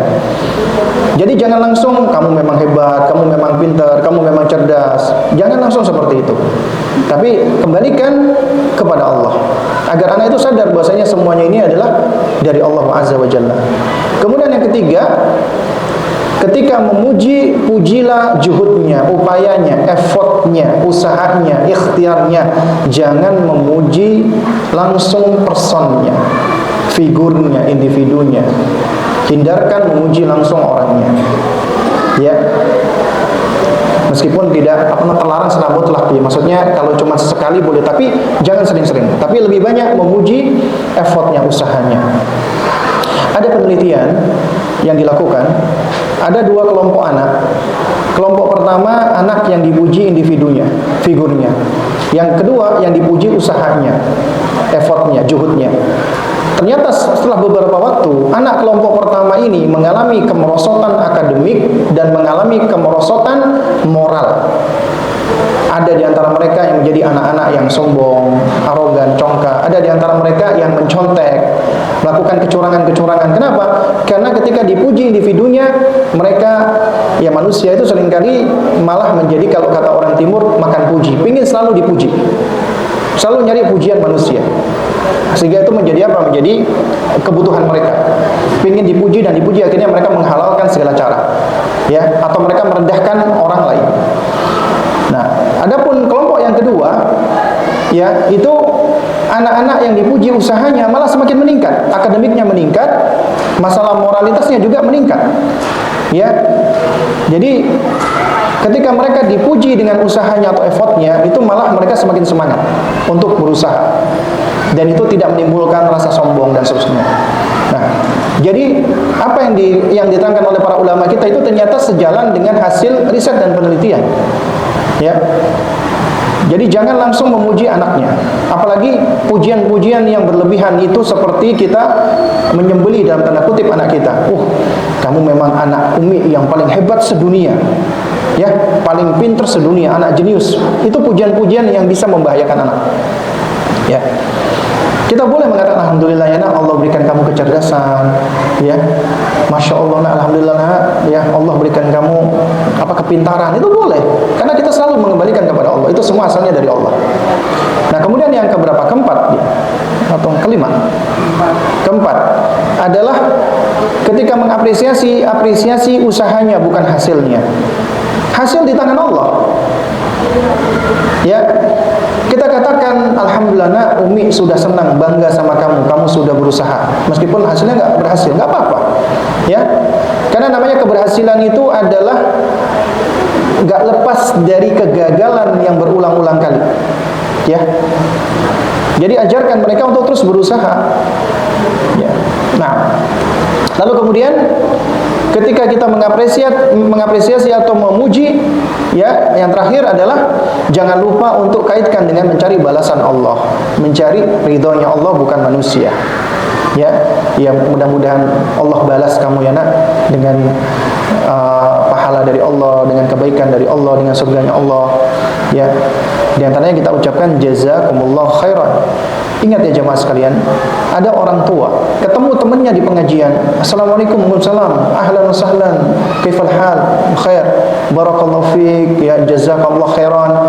Tapi ketemu sama istrinya atau suaminya, ketemu sama anaknya, dada, makasih, gak ada kalimat-kalimat doanya.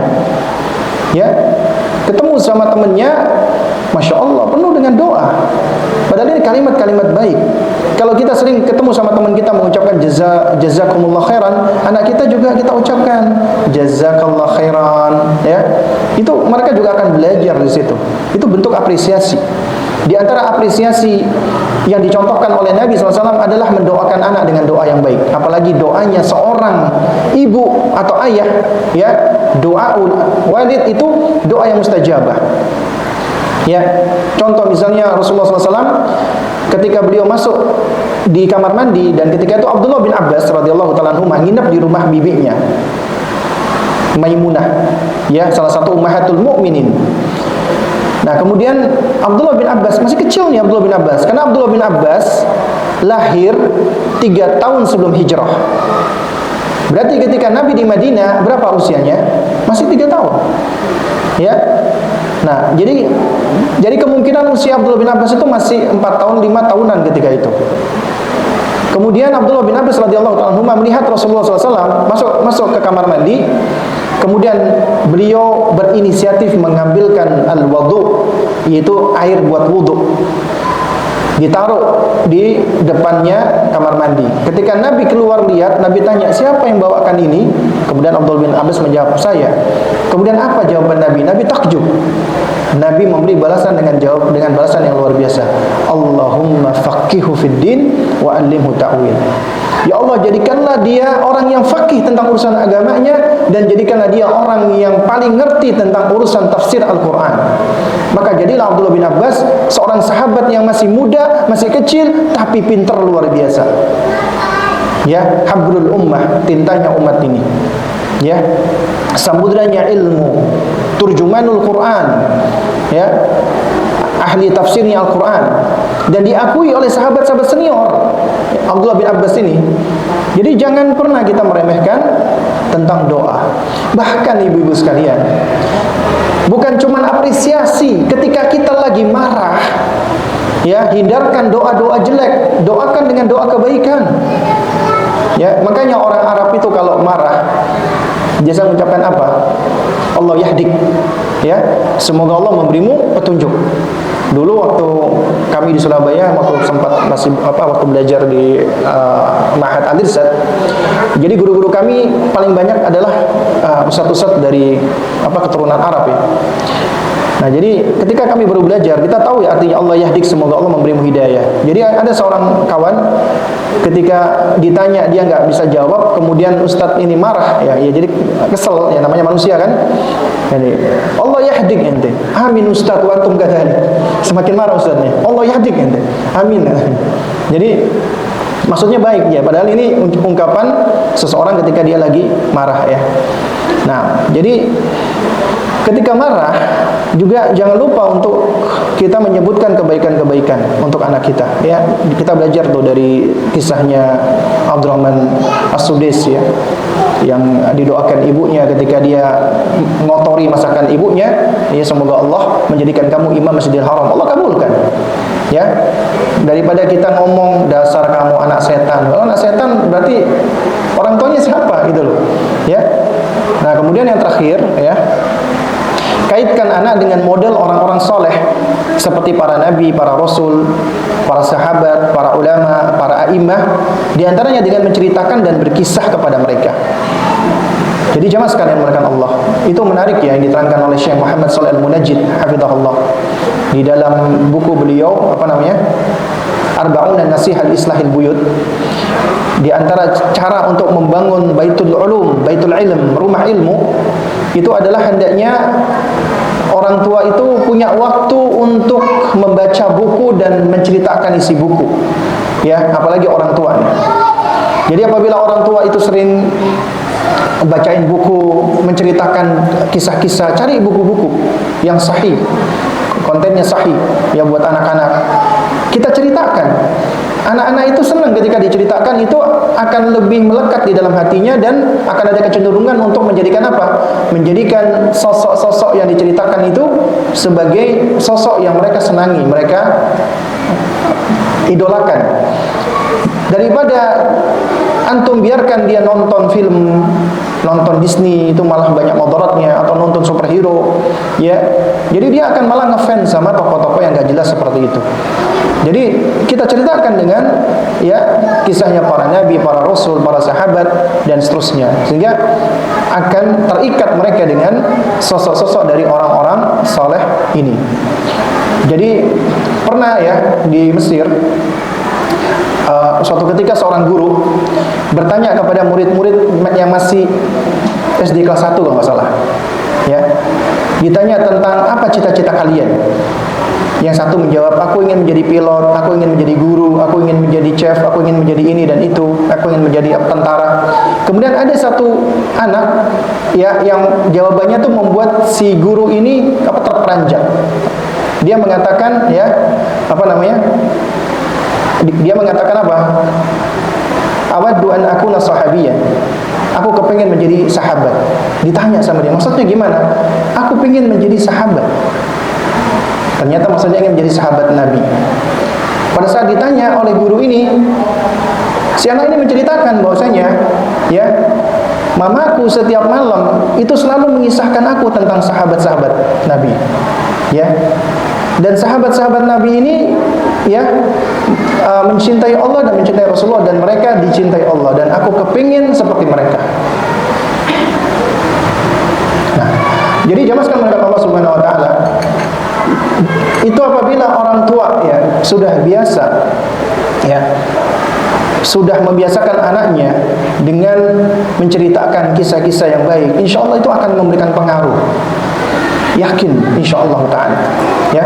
Karenanya jangan pelit-pelit meluangkan waktu untuk menceritakan kepada anak sebelum tidur misalnya, atau di sore hari ya, kita ambil buku, luangkan waktu 15 menit ya, kita ceritakan kisah-kisah yang insyaallah bisa memberikan manfaat.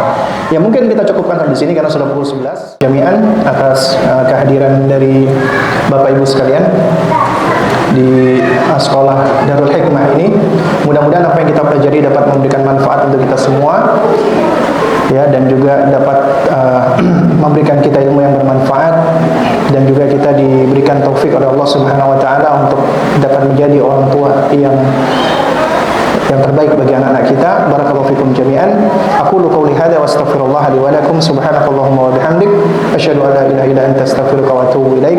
Assalamualaikum warahmatullahi wabarakatuh.